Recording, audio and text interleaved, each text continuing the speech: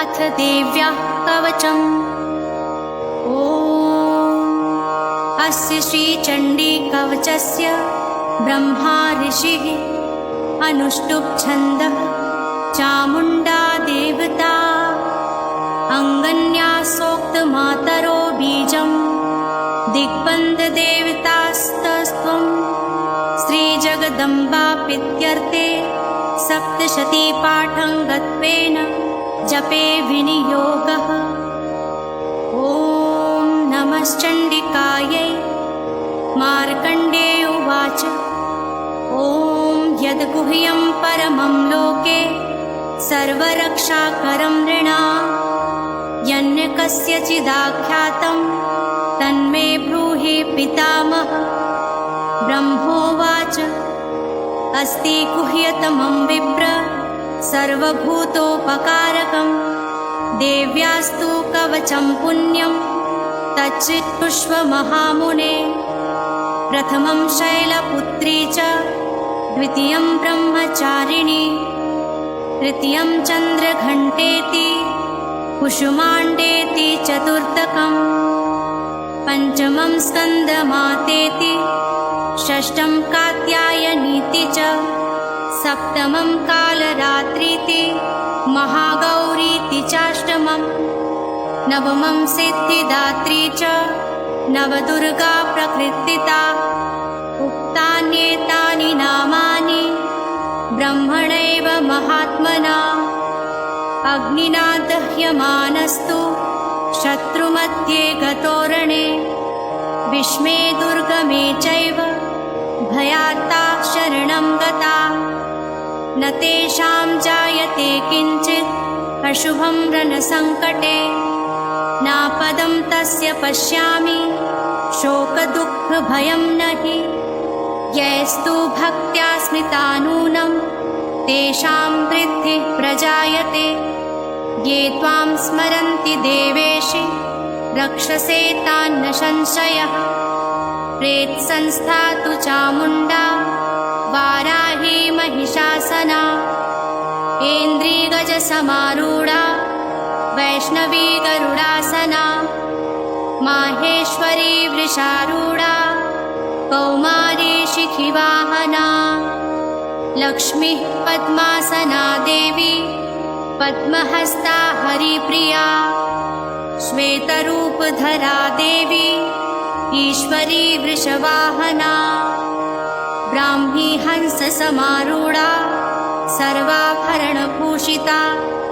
इत्येता मातरः सर्वा सर्वयोगसमन्विता नानाभरणशोभाढ्या नानारत्नोपशोभिताः दृश्यन्ते रथमारूढा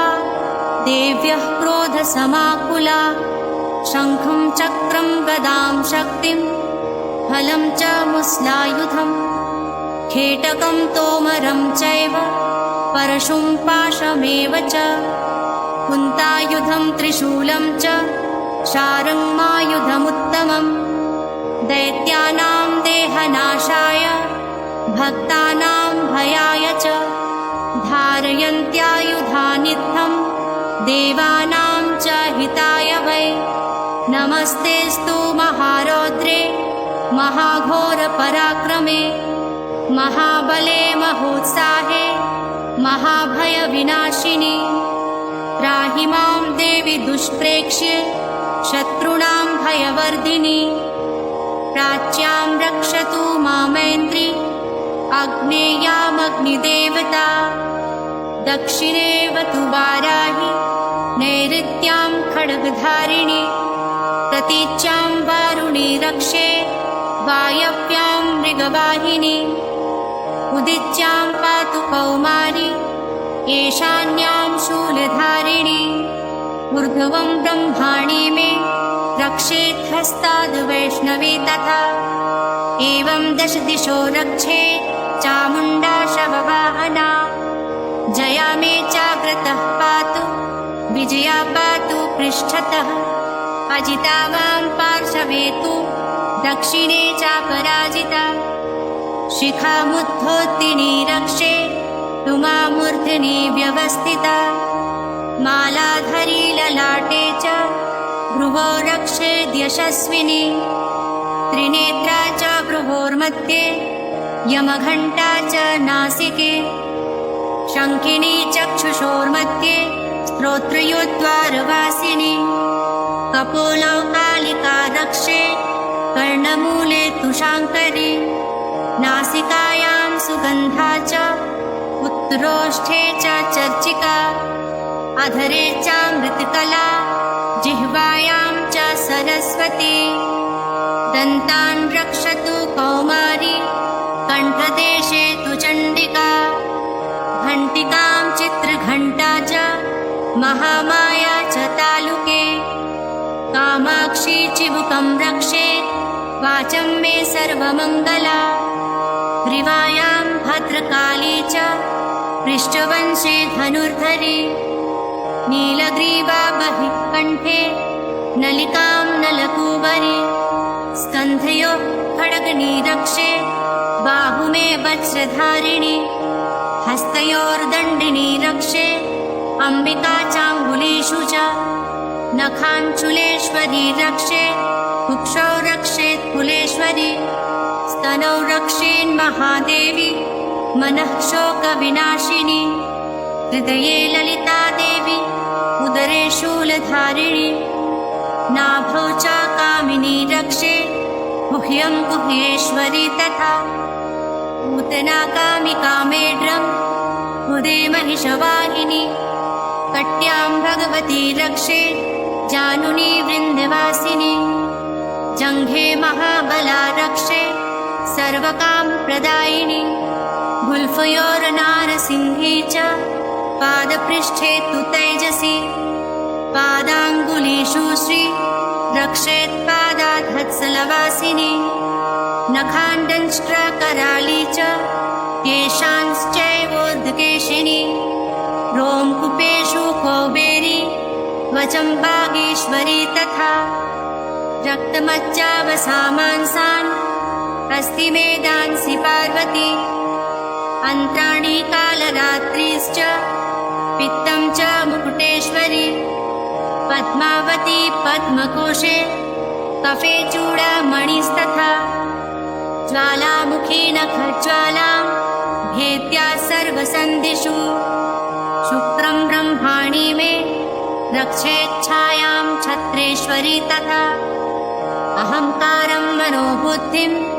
रक्षेन्मे धर्मधारिणी प्राणापानौ तथा व्यान मुदानं च समानकम् वज्रहस्ता च मे रक्षे प्राणं कल्याणशोभना रसे रूपे च गन्धे च शब्दे स्पर्शे च योगिनी सत्त्वं रजस्तमश्चैव रक्षेन्नारायणी सदा आयु रक्षतु वाराहि धर्मं रक्षतु वैष्णवी यशः कीर्तिं च लक्ष्मीं च धनं विद्यां च चक्रिणी होत्रमिन्द्राणि मे रक्षे पशून् मे रक्ष चण्डिके पुत्रान् रक्षेन्महालक्ष्मीर् भार्यां रक्षतु भैरवी पन्थानं सुपथा रक्षेन् मार्गं क्षेमकरी तथा राजद्वारे महालक्ष्मीर् विजया सर्वतः स्थिता रक्षाहीनं तु यस्थानं वर्जितं कवचेन तु तत्सर्वं रक्ष मे देवी जयन्ती पापनाशिनी पदमेकं न गच्छेत्तु यदीच्छेक्षु भवात्मनः कवचेनावृतो नित्यं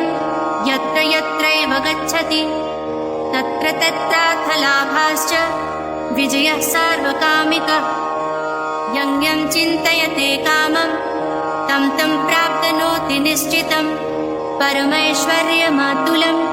प्राप्तस्य ते भूतले पुमान् निर्भयो जायते मर्त्यः सङ्ग्रामेष्वपराजितः त्रैलोक्ये तु भवेत्पूज्य कवचेनावृतः पुमान् इदं तु देव्याः कवचं देवानामपि दुर्लभम् यः पठेत् प्रियतो नित्यं त्रिसन्ध्यं श्रद्धाविन्तः दैवी कला भवेत् तस्य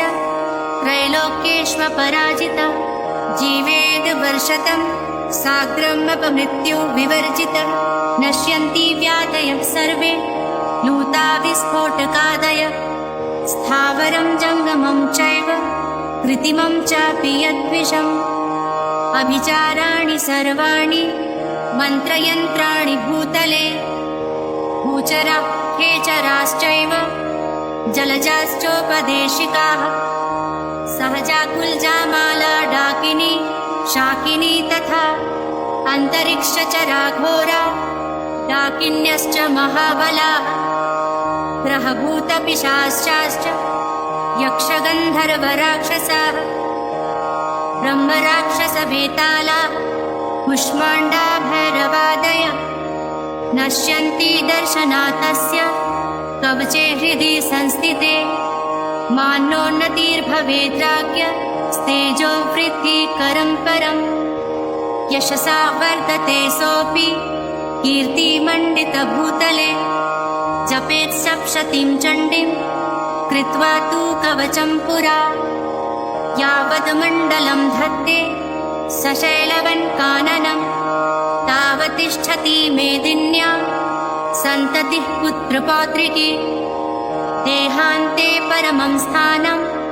यत्सुरैरपि दुर्लभं प्राप्नोति पुरुषो नित्यं महामाया प्रसादतः लभते परमं रूपं शिवेन सह मोदते ॐ इति देव्या कवचं सम्पूर्णम्।